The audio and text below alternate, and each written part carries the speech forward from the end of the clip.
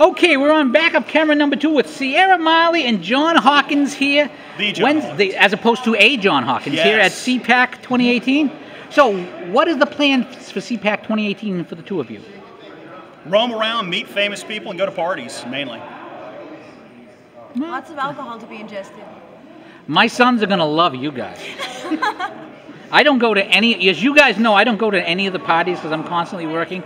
My sons, while they'll be doing some work with me, they have no objection to going to parties with large amounts of alcohol being imbibed, so I'm sure that if you see them, they will take you up on it. So, seriously, at CPAC this year, anything special you're looking forward to? Any particular people you're looking to see or particular events that you are curious about in terms of how it's going to turn? I'm trying to finagle my way onto the currently canceled social media panel that Jim Hoft and Pamela Gaylord that washed. I'm trying to see if I can heard get about on that a few minutes ago. That would be great if I could get on that. That would be fantastic. I'd love to see Rick Perry. So if anybody can make that out there happen, I'll owe you a favor. I'm disappointed because I've never been invited on a single CPAC panel in all the years I've been coming here, which is a little odd. I've done a couple, but it's been a long time. So, and yourself, panel finagling, something else? No, definitely no panel finagling. Just watching the speeches, listening to people, like trying to find out where they stand on everything, especially in 2018 where it seems there's a very serious divide between Republicans and conservatives. Trying to see if anybody's like looking forward to bridging that gap or if it's going to be infighting until 2020. Now, I'd like to ask you something particular, John, because you've been coming here long enough that you will remember this. I will. Back when I was first coming to CPAC, the bloggers were separate. And when we bloggers were separate, I remember, in fact, famously Maureen Dowd being kicked out of our bloggers room, which was awesome. Was hilarious, yes. Tabitha Hale was running that. Yeah, I remember that. And we would have a constant stream of Republican candidates coming to talk to us and give us exclusives because they knew that we were conservative bloggers. Now we're all media credentials. I haven't picked up mine yet. I'm waiting for my sons to get here so we can get them all together. But now people look at us and they don't see a blogger who's a possible ally. They see media, which is a probable enemy. Is it worth the trade-off to get the same status as the mainstream media here? I think, honestly, they switched us to that status because the blogosphere's heyday was a while back. And what happens, I think, is it got very corporate. I mean, when I started, I don't know how long ago did you start? It's a long time. It's gonna be 10 years in November. So you're 10 years. I've been around since 2001. When we came out, there was no Breitbart, there was no Daily Caller, there was no Hot Air, there was no Axios, and so the thing is, there was nothing. There was just us. So now it's gotten very corporate, and so if you're somebody and say, hey, did I do an interview with John Hawkins or Breitbart? You go, Breitbart, right? And that's sort of the thing we've gotten. So they just lumped us in with media, but we at that one time we were the Breitbarts. We were the people everybody was chasing around. So that's the thing, and I is it worth it? I mean, it would be great if bloggers were still considered on that level. I wish they were. I mean, which is kind of sad because my blog just went under. So no, I did not. I'm a full-time columnist now. Yes. I did not know that. I did not know that. And you, Sherry, now what do you think of that argument? Do you think it's better separating the bloggers from the regular media, or do you think it's better all of us together? Oh no, absolutely not. Because when people hear the word media, it immediately evokes like negative emotions, and it's like, okay, I can see that for the mainstream media, Fox News, CNN, ABC, NBC. But for people like us, like we're on the side of the average person. That's those are the stories that we're telling. Those are the people we're trying to reach. We're not, spouting news to have people agree with our opinions. We're trying to explain to them in simple terms what's happening, and they just are immediately put off by the media. Which is why I wear a fedora, a scarf, and carry cannoli so people can tell who I am the first couple of times. Now I'm going to ask you two the question I'm using for my data points here that I'm asking everybody, regular attendee, whatever. Yes. Okay. First, Donald Trump year 1, thumbs up or thumbs down? Or, yeah. Oh, I'm going to give you a very thumbs up because I think performance, thumbs up. Tweeting and affairs with porn stars, thumbs down. So it's kind of like a split between the two. I think he's actually... In fairness, the porn star stuff was not proven yet. But no, it's pre. What I'm saying is, I'm saying it's pre-election. Right.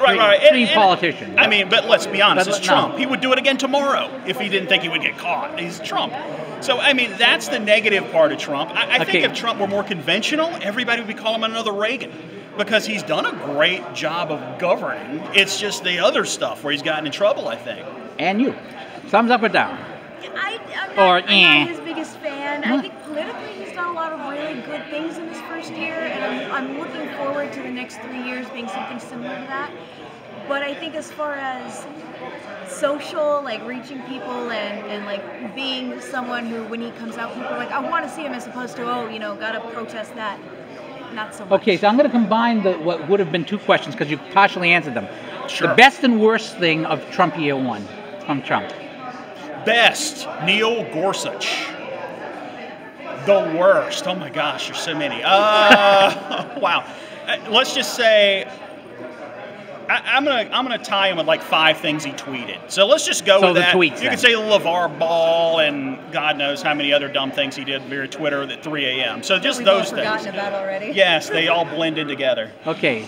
Yeah, Neil Gorsuch was definitely his high point last year. But I think, like he said, the tweets and the kind of coming off as extremely abrasive and divisive online. Yeah, he tells it like it is, but you know, sometimes a little tact, a little finesse is necessary, and I don't think he understands that. Or maybe he does and just doesn't care. Okay, GOP in 2018 holds House and Senate, loses House and Senate, keeps one, loses the other. What do you think? What are the odds? I think Democrats are really highly motivated to come out against Trump and to come out, especially in the wake of the school shooting. Like, you know, a protest against Republicans is a protest against the NRA and against gun owners and the Second Amendment. So I think they're going to be more likely to move. I don't know the likelihood of losing in either of the houses unless Republicans and conservatives have become too complacent with the Trump presidency. So. This is a hard question to answer because the win really seems to be at their back. I think the Democrats have got like they could have a wave election. But the flip side is the House is very gerrymandered. That's number one. It makes it very tough No one to talks. take it. I've been talking about that, and no one seems to remember. So that's number one. And number two, in the Senate this year, we've got, and I'm just 25 Democrat seats. Right, 25, and something like 5 Republican ones. So again, it's very stacked towards the Republican Party. Now, could it be so much of a wave that overwhelms by those? Yes, but Trump's numbers have gotten better. So as the president's numbers get better, the Republican Party's numbers get better. So I don't know for sure. I can tell you a lot of these special elections, I think, should make people go, well, this could be bad. But I don't know. The GOP did win a special election in Massachusetts Senate that nobody talked about but me, but that's a whole other story. I forgot what I was going to... Oh, what, if anything, can Trump do to help the GOP in 2018? Get out of his own way.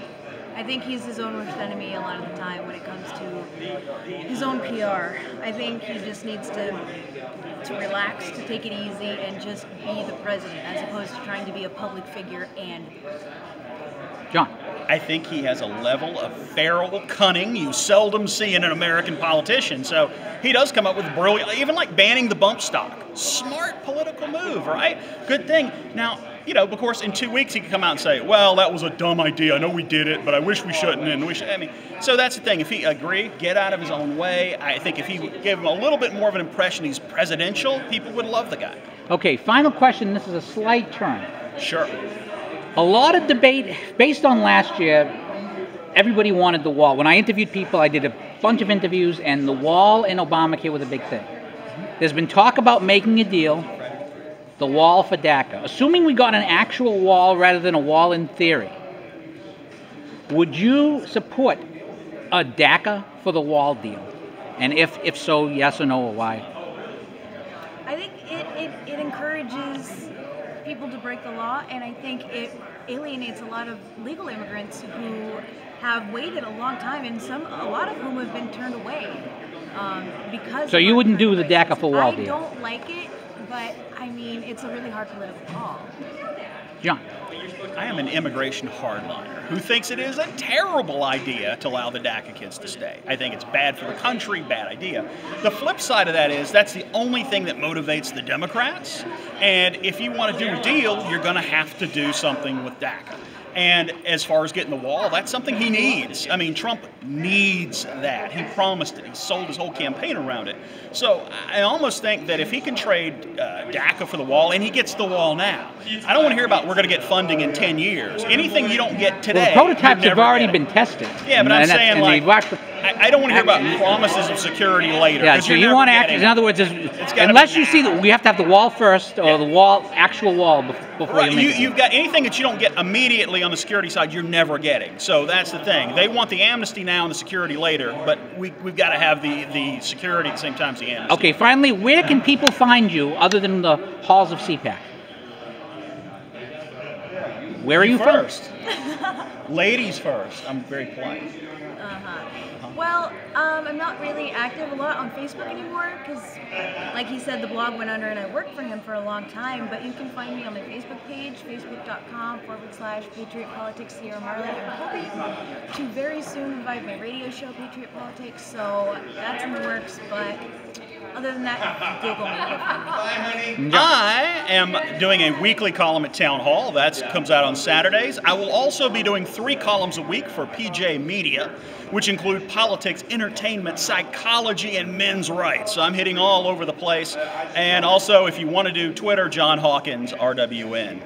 John Hawkins, Sierra Marlee, thank you so much for your time. Thank you. All right.